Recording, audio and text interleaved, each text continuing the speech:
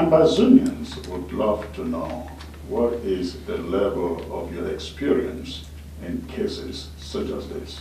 Any of you can take the question. Where's the microphone? Okay, please.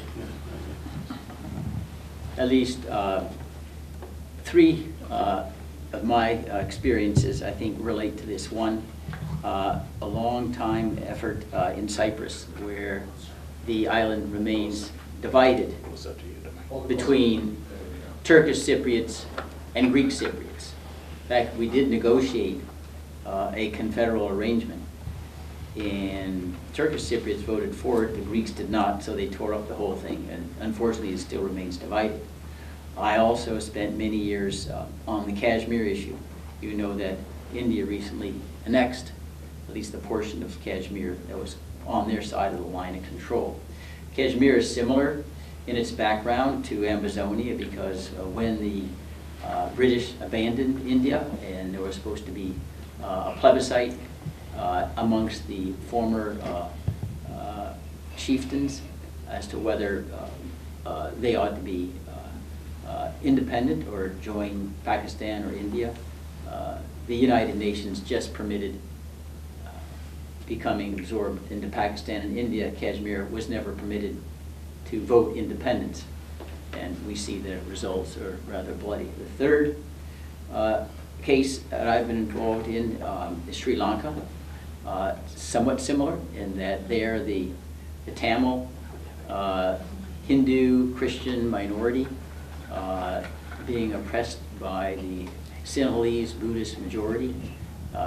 There was a terrible, terrible internal insurrection, the brutality that was utilized by Mr. Gotabaya and his brother, Rajapaksa, caused horrible suffering, 40,000 dead. It still remains a very convulsed nation. So I know it's not easy to accomplish the kind of political resilience and international pressure to achieve justice, but I know what's involved because I've been there at ground zero, at least 3 countries. Thank you. And I will say, just by add, Mr. Fine, my partner Bruce Fine, this is seldom if ever the case, but he's being modest. He has participated in the drafting of over 30 constitutions for 30 different nations.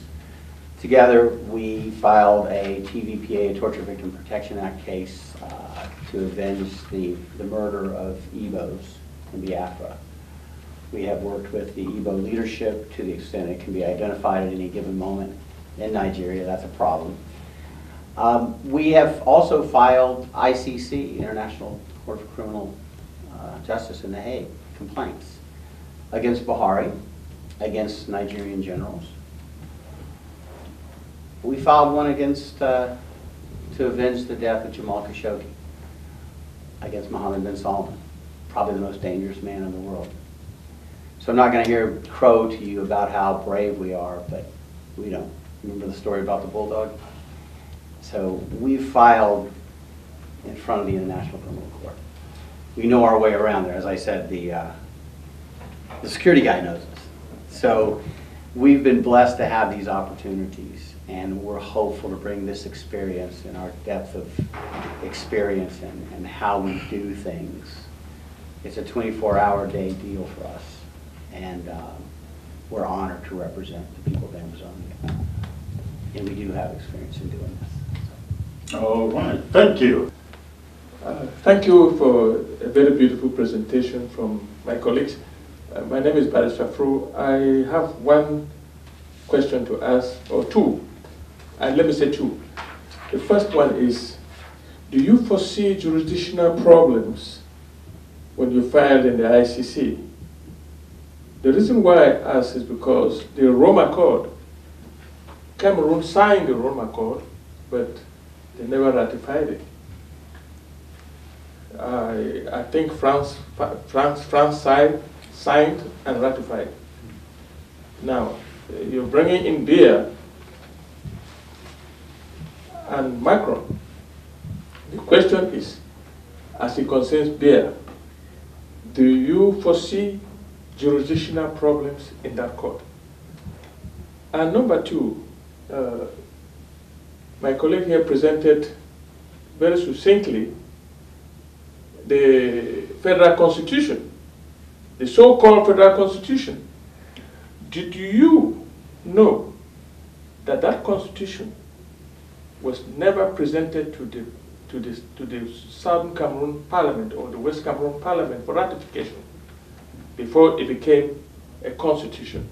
Do you know that it was a constitution of La République de Cameroon that was transformed by decree by Mr. Ahijo and imposed on Ambazonia? Have you taken a look of Resolution 1608 of 21st April 1961 that the United Nations voted, and France did not vote did not vote that resolution? La République de Cameroon did not vote that resolution. The rest of French Africa, except Mali, did not vote. In that resolution, independence was given to the Southern Cameroon's Ambazonia. Now, if you read that resolution in its paragraph 5, you will come to understand that the paragraph 5 said, when the two trust territories get together, they will have to enter into an agreement regarding the policies that will be applied. In other words, a treaty implied. That never took place. Have you taken a look at that and see how it will impact your case? Thank you very much. Thank you. On the details of the resolution, which unfortunately resolutions are often honored in the breach rather than the observance. I know in Kashmir, the United Nations voted for a plebiscite in Kashmir, and India said, well, that's sorry, we got the arms and you don't, and now we're 70 years later and still haven't had anything. But putting that aside, I think our theory would be, as a conspiracy, France being a signatory to the International Criminal Court, there's a conspiracy between Macron and Biya and the French military and the Cameroonian military that would expose all of the participants to the International Criminal Court because one of the participants is a signatory.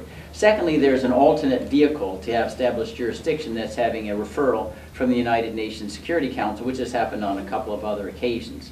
So we know they'll make whatever arguments they can, but I don't think that's going to stop us from filing anything. But why don't you go ahead and, Bruce, and elaborate on the Constitution? Well, also our filing against MBS. Yeah. They're not signatories either, Saudi Arabia. So there have been examples where the ICC has found jurisdiction based upon the horrendous behavior. Gaddafi, as I recall, Libya was not a signatory. And I'll just add that right now, the United States is being subject to examination in Afghanistan, although we never signed the International Criminal Court whatsoever. In fact, we threatened to go after the prosecutor for actually examining our war crimes in Afghanistan. Right. So there is a jurisdictional concern, but it's one that we've addressed in previous filings, and the investigation continued forward. Yes, we have looked at the Constitution. I brought up Section 5047, which is a little-known part, which said how you amend the Constitution. The part of my narrative of the imposition, the coup d'etat. Yes, it's 1608 and Resolution 1534. Both of those provide a basis, we believe, for bringing claims in the International Court of Justice, not just the criminal court. Okay. Two nations, conflict, written agreement, treaty. I believe that it's not a hard row to hoe to say, look, the Fumbin Accord was a treaty. Two nations. They had an accord. They're going to come together. The Constitution that was born of that is also in the nature of a treaty. It's an agreement. So yes, we've looked at that, and we've looked at what the UN decided, which provides background and substance to those agreements. So I think it gets us in jurisdictionally into the International Court, which is different from the International Criminal Court. It's an actual trial procedure. So, but those are very, very good questions. You always have to think about your jurisdiction. We ran into some jurisdictional difficulties with the TVPA that everyone does, and right now we're currently working with other groups to amend the TVPA, to amend legislation, to get back to what Congress intended. And for those of you who don't know, it's the Torture Victims Protection Act. Congress decided in the early 80s that people that were killed or tortured under the color of another nation's laws could come to the United States and sue for damages, for redress of their grievances. Unfortunately, the courts have looked at that and said, well, I know what it says, but that doesn't mean you can come here and sue. We don't have jurisdiction over you. So we're going back to Congress, making Congress do what we don't think they have to do, but the courts are forcing us to make them do, which is to say, and all such claims can be brought in the U.S. district courts in any district in the United States. If we're successful in that, and we're hopeful to be, this is for, once again, for other groups, but the people of Ambazonia would be beneficiaries, where they could actually bring a lawsuit for damages against the people that have raised their village, murdered their children, murdered their wife, murdered their sons. Right now, we wouldn't advise filing a TVPA claim because it's just, the courts are just not hospitable to them. But that tide will turn because we have a pretty bad guy on the other side. Did I mention MBS?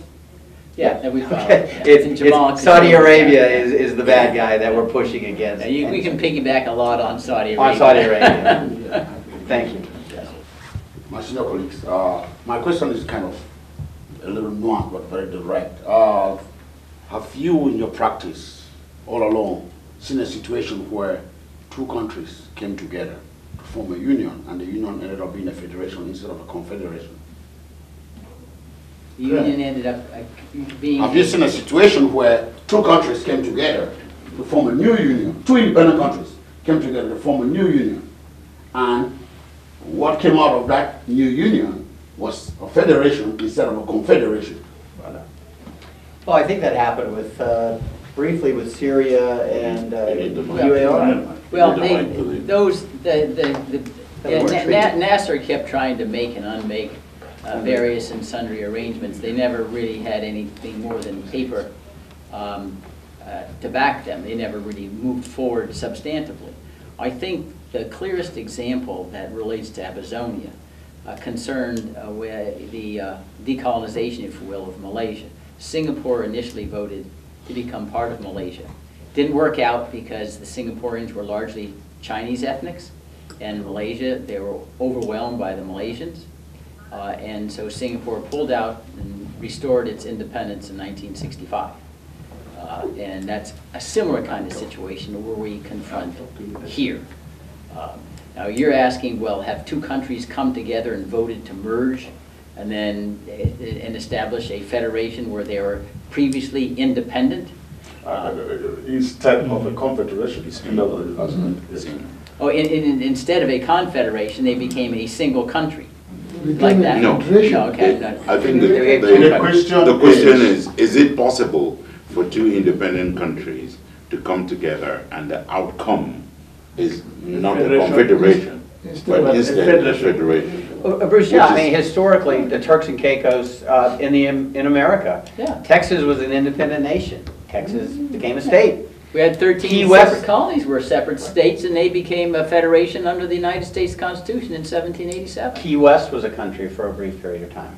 But they were all sovereign before the Constitution.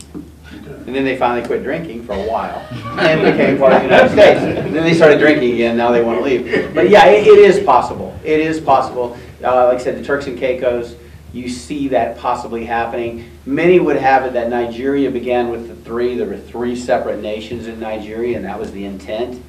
And that lasted for a little while until Iransi overthrew the government. But Nigeria was born of the idea of three separate nations based upon ethnicity and tribes. And that was what Nigeria was supposed to be, was three separate nations coming together to form one nation, or to form a federation. And it worked for a little while, but Nigeria did what Nigeria does, and the military took over. In the United States, we permit, whenever they want, Puerto Rico to vote on independence, as opposed to becoming a nation. They've always voted, for whatever reasons, to stay in a Commonwealth status. But the votes are free and open. They campaign on that score, which is the way in which self-determination should be operated. I would caution, however, that if it were a confederation and you have one side with all the guns and the visceral ability to kill people for no reason, it doesn't matter what you call yourself. They're going to keep you if they need you, especially if you're 60% of the GDP. So I don't know that the use of the word confederation as opposed to federation would have been a magic bullet, but I get your point, and I think that can be added to the litanies of why this is all just illegitimate. It's just all a house built on sand. None of it makes any sense. None of it's real. None of it's defensible. Legally, morally, ethically, ethnically, it's just not defensible. Let me just add, I think it processes everything here. I mean, the whole idea of self-determination is there's nothing magic about confederation or federation. It's whether the people who are governed by it agree to it. In the United States, I say when we moved from confederation to federation, we had conventions, special conventions in all 13 states were called. They debated it, and they voted up or down. They voted yes, they wanted to create a federation, if you will, a federal government, but it came after free, open debate and elections. Well, what's wrong with that? They ought to be able to decide, just like, you know, you can choose to be single, but if you want to get married, you can get married too. And that's what was defective in Cameroon and so much in Africa. They don't have any process by which this is done. Nigeria today lives under a constitution that was ordained by a military dictator in 1999. They never had any debate or any vote on it whatsoever. So how can you claim that's a constitution? So does Cameroon. Yeah, and Cameroon is similar. Or maybe they went through a little better theatrics than what was done in Nigeria. But that's the key here is the consent of the government. Thank you, distinguished attorneys. We are all aware of La Republique's propensity to corrupt and to corrupt absolutely. We did see them give Thibon Nagy a gold statue, Patricia Scotland a gold statue, all of these elements and intrigues of corruption to make them, you know, do what La Republique wants. The question is, in fact, La Republique is using our wealth and resources to minimize us, to colonize us, to turn us into black-on-black colonization, you know, session. To what extent can we believe that La Republique would not come after you guys and give you much more bigger money to delay or prolong this process? And granted that they won't do that, how long would this process take? How do you estimate that it would take? How long? And another follow-up question would be, to what extent are you guys willing to help us come up with a currency distinct from the French franc in this process? Thank you. Thank you. That would happen quickly. Yeah. we can put you on a dollarization program very fast. They have it already in Panama. They had it for a while in Argentina. So that's a possibility. Now, with regard to, well, all I can say is my whole life is testimony against Mr. Biya or any other tyrant bribing me, stealing my soul, making sure I would end up in perdition in 3 seconds. And if you don't trust me, then you shouldn't hire me. And I submit my whole life to scrutiny. With regard to the timing, I said, there are all sorts of flukish things we don't control in international politics that could make this happen, anywhere from 1 year to 5 years to 3.5. We don't know. Key element is the role of France, because they're critical at the higher levels. They sit in the Security Council, they can veto things that we'd like to have happen. And maybe Macron loses office. There may be some other deal that where he's able to get some kind of advantage and walks away from Cameroon. So to try to suggest that, well, this is a sprint rather than a marathon, well, hopefully, but we have to be prepared to run a marathon if we need to, because it's about not only the living, but those yet to be born. We cannot walk away and let them inherit the same horrors that are being witnessed every day in Cameroon. That is not an option. Thank you. I would say, as a true son of the Deep South, I'm not smart enough to be duplicitous. Once I'm on your side, I'm on your side, like a bulldog, like I said. And the way the conversation would go would be, okay, let's talk. You promise you'll stop killing the people?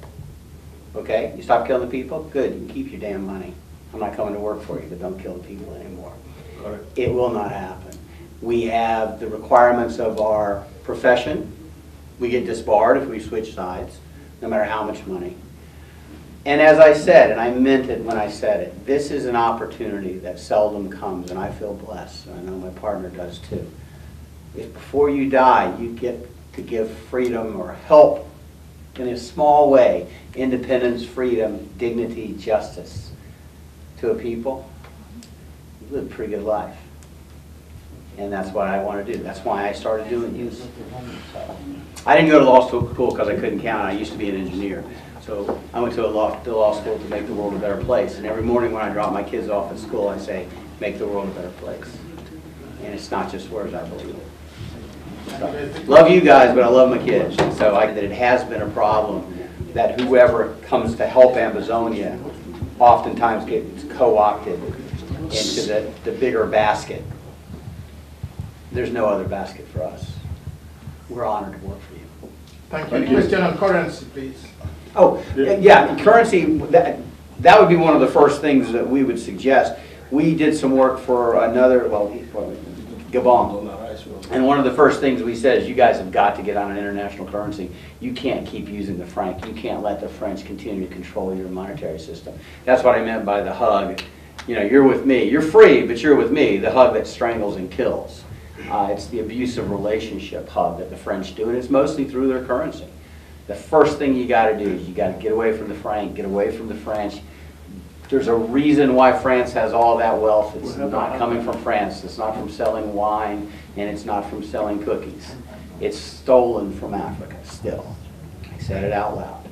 So they make a lot of money because you're on the franc. The first thing to do is to get off the franc and go on and get your own international currency. That's our that would be one of my strongest pieces of economic advice. The very first thing.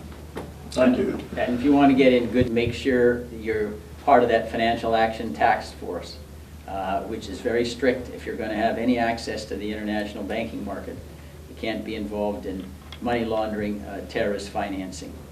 Cameroon is not very good on that score, but you want to be star billing, and the United States will welcome you very quickly into the international banking community. Thank you all very much,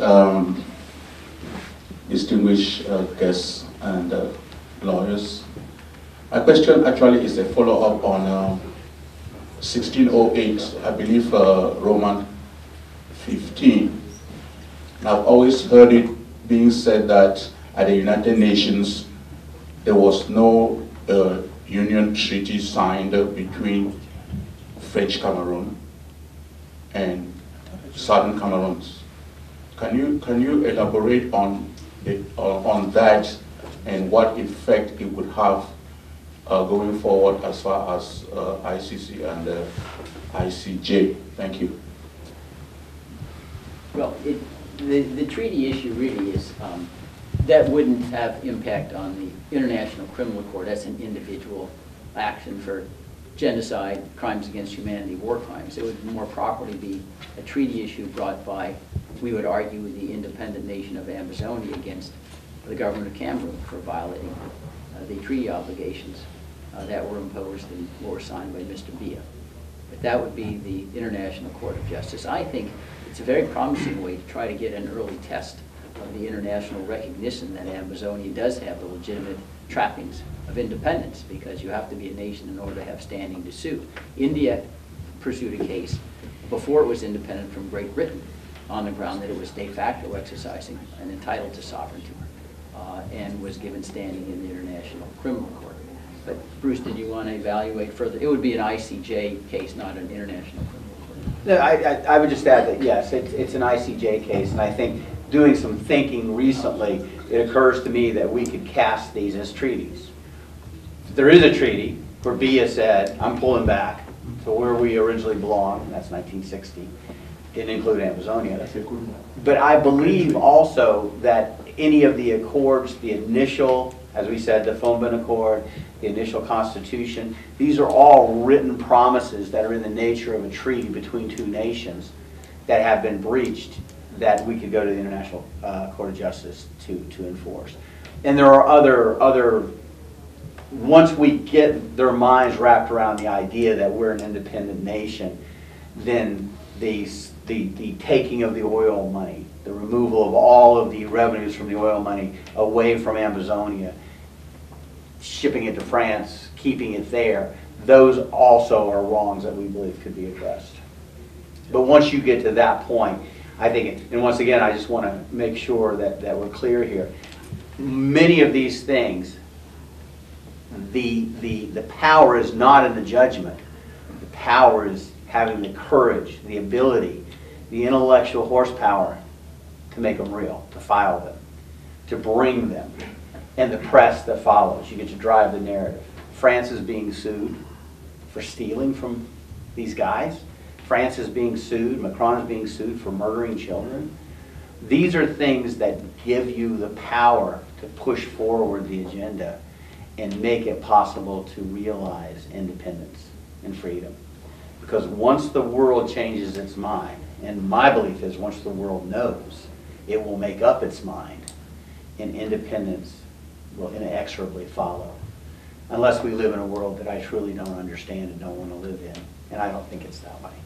I think there are still people, and people that are watching, that want to do good and want to join in and help us do this good. Thank you. But let me say this. I believe strongly that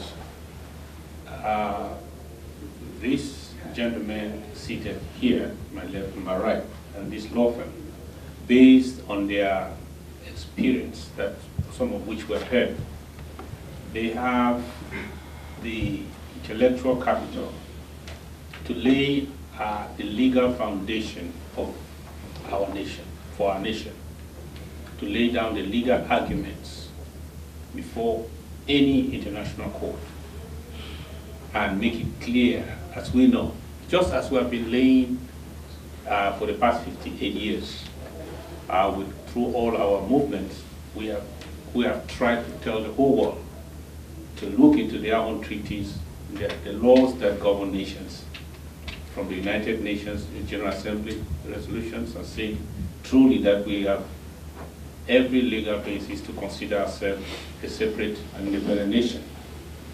But as we have seen, the world has been looking away from that argument, as if they did not hear us, as if it did not matter. That's what they told us for all these years. And that empowered French Cameroon to chase some of us out of the country, and we have no home today. But because why? The legal argument is disputable. We have been to the to the United Nations. They are telling us that we have already been decolonized. You laugh at that, but they tell you that according to our records, you are not among the undecolonized countries. You are among the decolonized. So that is the cloak they are hiding under to continue colonizing us. But there is one thing they cannot argue, which is undisputable: the reality of what is happening. The killing, the burning, the maiming, the burning of our villages, the sheer atrocities on all the atrocity crimes, the genocide. My own brother was shot on the bed because he was sick, sleeping. He could not run when the thugs came to kill him. They shot him right there on the bed to kill him. Now, these things are being documented as we speak. Universities have taken upon themselves, about 8 universities around the world, and they are documenting these things. Recently, international organizations that always told the line of the oppressor and looked away, did not say anything, are forced by the sheer volume of atrocities to tell some truth, even including the Human Rights Watch, even Amnesty International, and we have those reports. So this is what's happening. The world has started documenting these realities. And many countries, for less than what we have suffered, have obtained the right to their self-determination. But we, in addition to all our legal arguments for a separate nation, we have suffered far beyond what others have suffered. Because here's the thing, no matter how much these things are documented, if we don't prosecute, it will amount to nothing. The whole world can document all these atrocities. If we don't find a law firm that can really use this as the raw material, prosecute this Paul Biya and Macron, then these things will not help us. But if they will help us to give us visibility by bringing these crimes to the international court, obtaining a judgment, or just bringing in, making sure that that is the focus of the argument. Now, and then the other way around is, how do we stop this? Because the only way we can stop this, in fact, it cannot be anything less than allowing these people to go. First of all, then the argument of they were not even together as one country in the first place. So this is very welcome. This is what we have to do now. Now that even UN Human Rights Watch whole report confirms that these things are happening, and they are even calling it genocide. So on these grounds, I believe that with their support and through litigation, we can bring these things to the conscience of the international community and force them to do the right thing. Yeah, thank you for giving me this opportunity. My question is, before we get to this point, we have been pursuing some legal matters, like we have like the Abuja Declaration, we have the Banjul Communication 266 that has already ruled that Southern Cameroonians are a people, and Nigerian Abuja Declaration states that Nigeria does not have any maritime boundary with La République du Cameroon. Are these things useful in this situation at this time? And secondly, I want to ask, when we are talking of a currency, sometime if there is a scramble over Ambazonia, it is not for these human beings that are sitting here. It's not for our children that are being slaughtered. It is for the sticks of kola nut. The palm trees that are found in Ambazonia. How can we use these things? As the saying goes, use what you have to get what you want. How can we use these things to get what we want? Thank you. Thank you. Well, international law turns substantially just on past practices and statements. It's not codified like many statutes are. So any kind of precedent that acknowledges in any form, at any time, the independence, the nationhood of Ambazonia is helpful. It's not dispositive, but that's helpful. With regard to the resources that Ambazonia is endowed with, I think that the greatest way in which you can utilize your human capital and other capital is simply to create a real system of a rule of law. Most people, I say, they have a natural desire to acquire material possessions. You don't have to encourage people to get money, make money, but they need reassurance that it's not going to be stolen, it's not going to be cheated, they're not going to be confiscated through taxation or otherwise, and that will produce wealth very quickly. You have some places like Hong Kong, virtually no natural resources, but they had rule of law that they inherited from Great Britain, prospered far more than mainland China. That does not.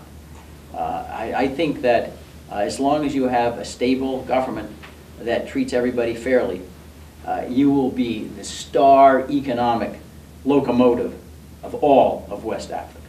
If I may paraphrase a little bit his question, I think he was asking, the Southern Cameroon has a lot of natural resources. Is it possible that we can trade some of those resources to prosecute this struggle? I think that was what it meant. Well, I mean, that's something that I don't know how property ownership works in Southern Cameroon. Basically saying, can you convert those resources into cash and then use the money to pay the resources needed to prosecute the cases? That's, I think, outside of our control. I don't know how you can export capital there. I don't know what via permits you to do. The answer to the question is no. And the reason the answer to the question is no is because none of us seated in here, none of us, Ambazonians, have the legitimacy to mortgage the resources of the Southern Cameroons today. So we cannot do that. Who gave me, you, Mr. Bo, Mr. Sako, Mr. Kometa, Mr. whoever, any of us, who gave you that right to mortgage what belongs to 8 million people? How are you going to explain it to today's generation and the generation of tomorrow? So we don't have it. The answer to that question is an absolute no, in my opinion. And I believe the opinion of my senior colleague here and most reasonable people. Thank you. I think I'll Go ahead. Yeah, I don't agree totally with him. I think the only reason is because we don't have total control over those resources. And to answer my brother, what he's trying to say is, can we use these resources to find sponsors? Those that will sponsor us fight this war. Because we don't have the money, but we have the resources. Do we have those people out there that are ready to come out and say, Ambazonians, we have money to sponsor you guys. What do you guys have on the table? We are looking for those sponsors. Thank you. I think that's right. And one of the things to tie this back into us, how we can help you, I don't think you're saying, would I take a boat for my legal fees? No. Because the answer is yes.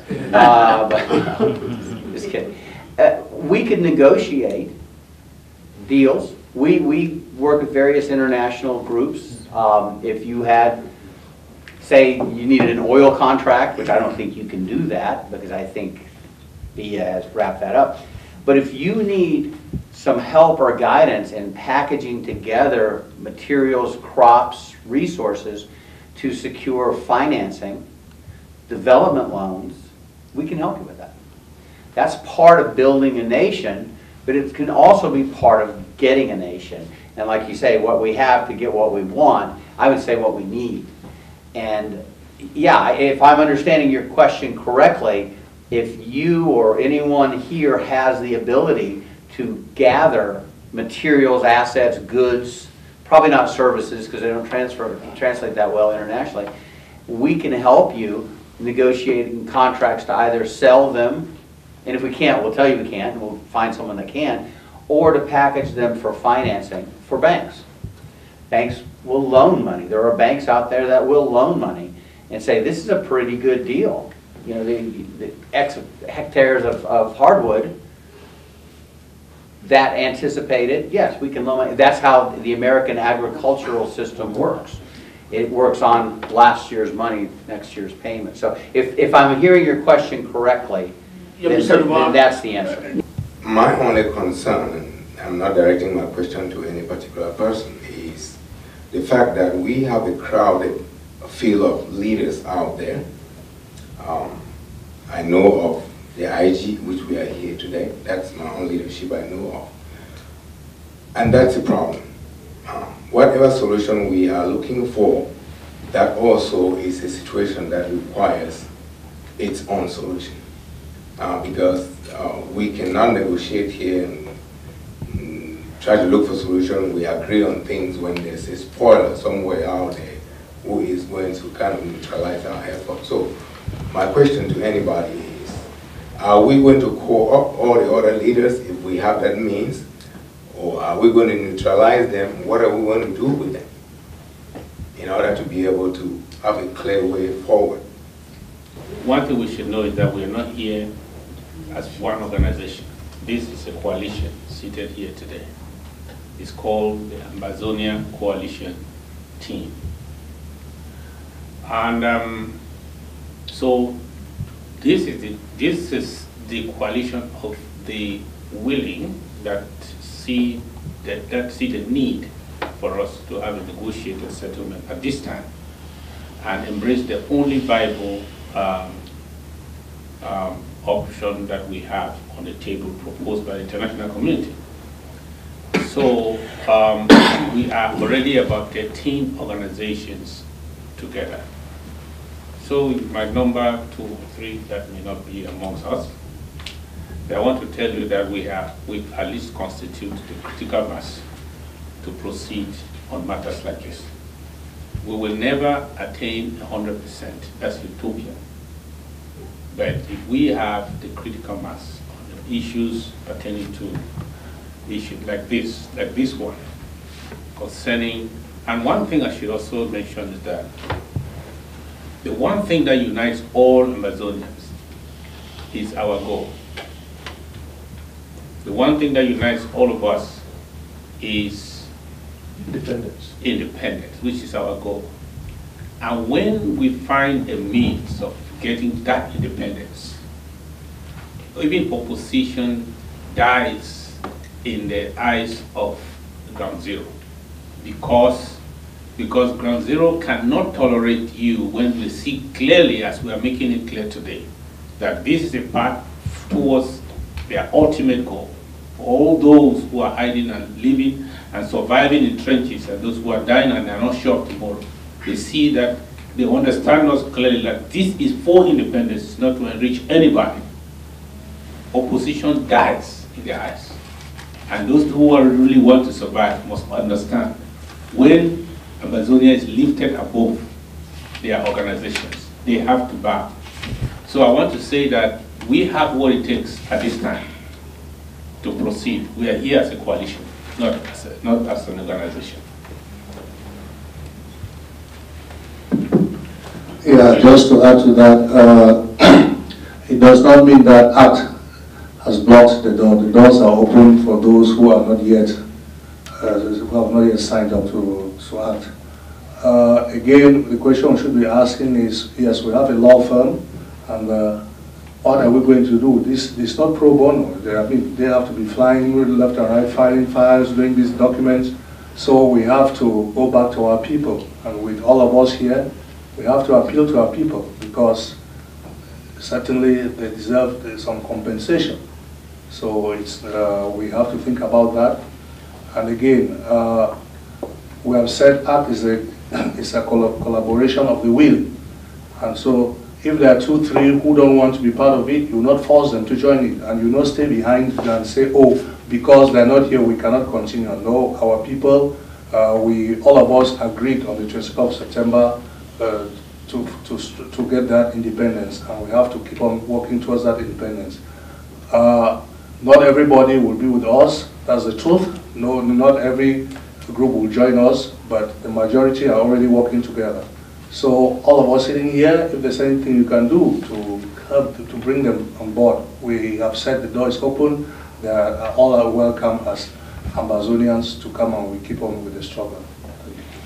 How do we raise the money to foot their bills and make sure that whatever project we are carrying, whatever project we are carrying is seen fully? Because if their bills are not footed, then they are attorneys and they have families of their own. All right. Point of clarification, please. I think we've come to a very important subject here, not because the other part was not important. That's why I'm coming back to this microphone. Everything we've said means nothing unless we do what we must do. Yeah. When Bruce spoke a moment ago, he said, your time, your talent, your treasure. I will stress your treasure. I stress your time too, and your talent. But please, people of Ambazonia and those of you listening to me online, this is the time for us to realize that we will not move an inch unless we put our money where our mouths are. Unless we pursue this independence quest, unless we pursue restoration by recognizing that the military self-defense part will be funded, that the legal part will be funded, and that the diplomatic part will be funded. We also need to remember that this is not, and Mr. Fine was very clear about it, this is not the sprint, this is the marathon. Do not join this initiative believing that next month you are going to ask the law firm, when is Mr. Beer getting arrested and when is the case going to be adjudicated? Because that is not how it works. We want you in this deal, and we want all of you Ambazonians, and we want all of you from the world. If you are a decent human being, you will join the Ambazonian cause. It doesn't matter your nationality. So we are going to be looking to raise money from everyone, including our American friends. I am a proud American Ambazonian, and I believe that every American should recognize that the American Ambazonian that I am, that I don't deserve to have my family go through the kind of hell that they're going through, that generations unborn should go through what they're going. And to give us a very good picture of how much patience we need to pack when we do this. So if you commit Commit small. If you want to commit small, commit affordable, absolutely.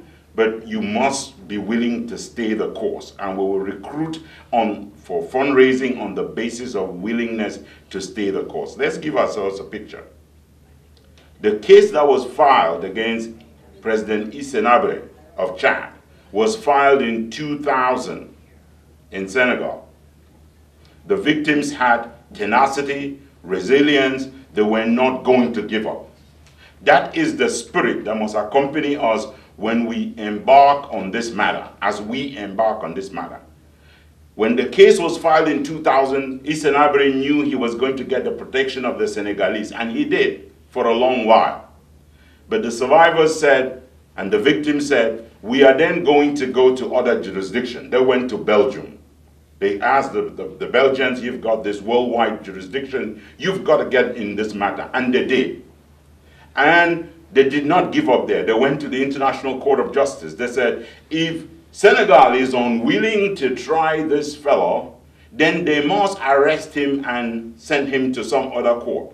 And they obliged the Senegalese government to arrest Hissène in 2013, and a verdict came down in 2016. That gives you an idea. 16 years they were chasing Hissène. Mr. Biya is like slippery, like mudfish in water. We are going to find him the same way Hissène was found. We are going to find the people that support him, from the Atanganjis to the commanders of the military units, to the police officers who are giving those orders, to leaders of this ruling CPDM who are giving those orders, to their families based in the United States.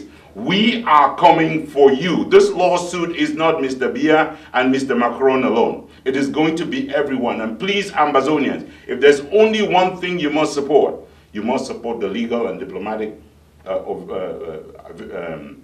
initiative that Fine and Deval are putting forward for us today. Thank you.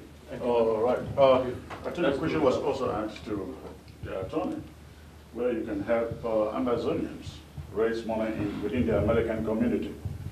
If you want me to speak at events, I'm always willing to speak in favor of justice.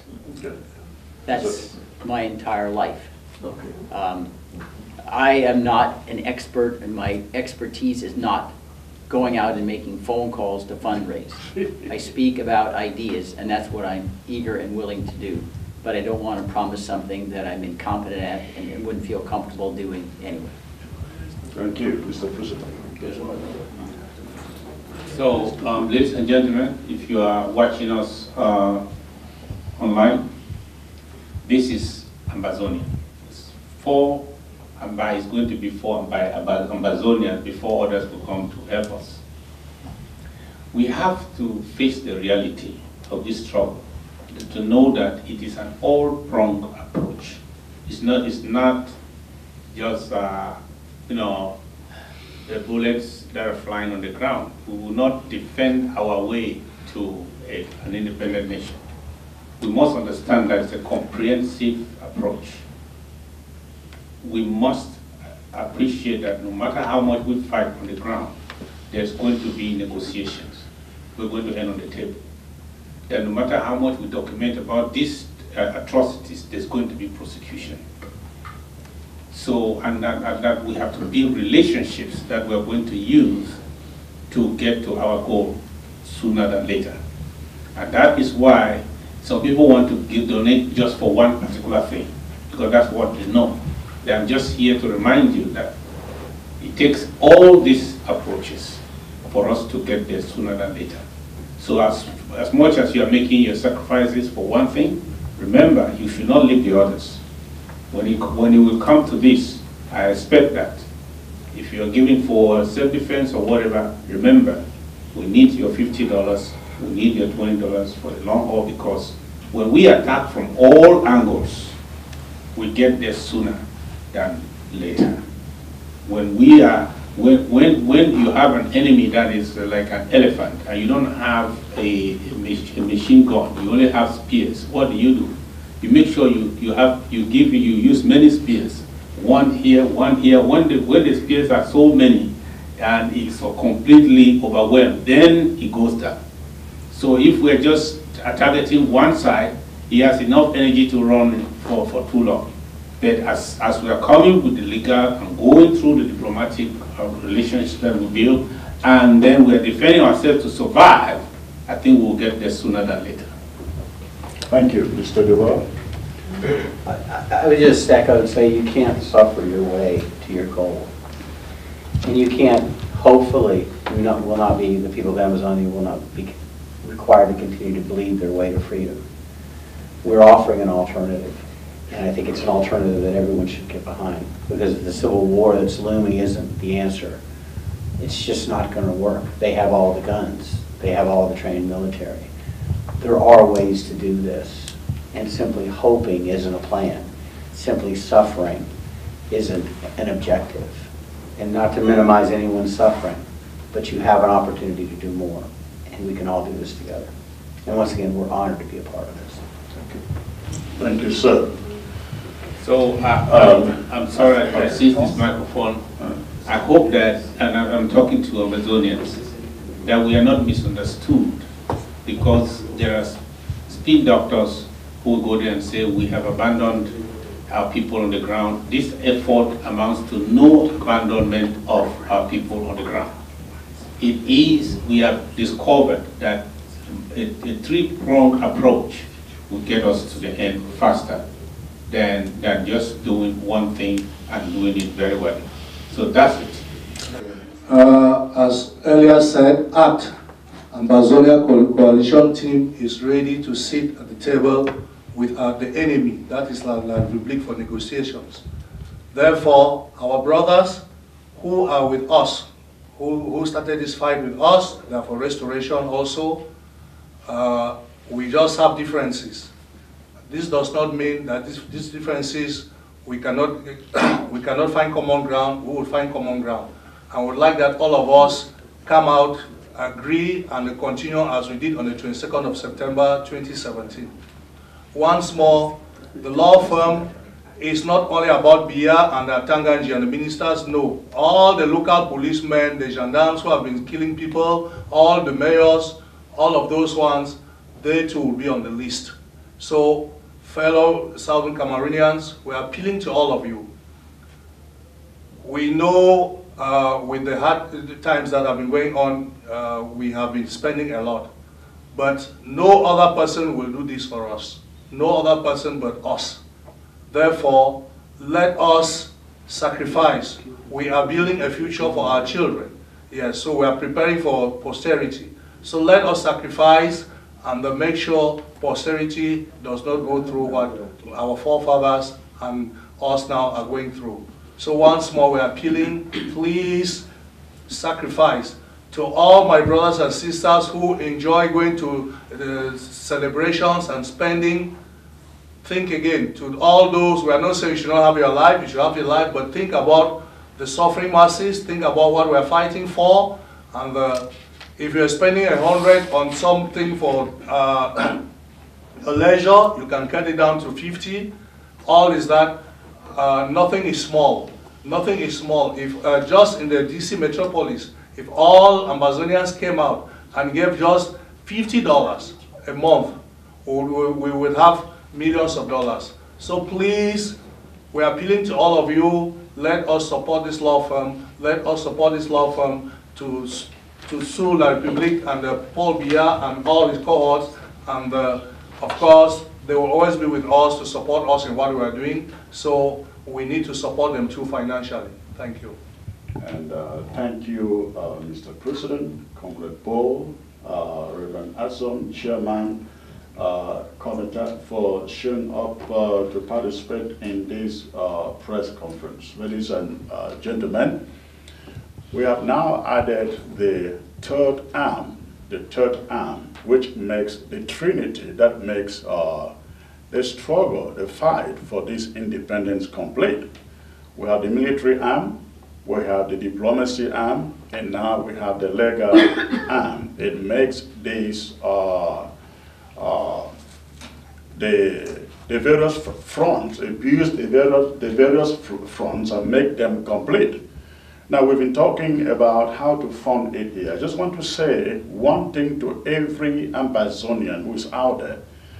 There is no doubt that every single Ambazonian out there has been affected one way or the other. Either your property has been razed, your brother has been killed, your sister has been killed, your parents have been killed, some are in jail. We all have the reason to step up and to support this legal initiative, because at the end of the day, when rebuilding comes, all that we have suffered would have to be accounted for. What they call reparations would have to come up in the law case, in the legal suit like this one. And so the appeal is to every Ambazonian out there, this is the moment to rise up and fund this case.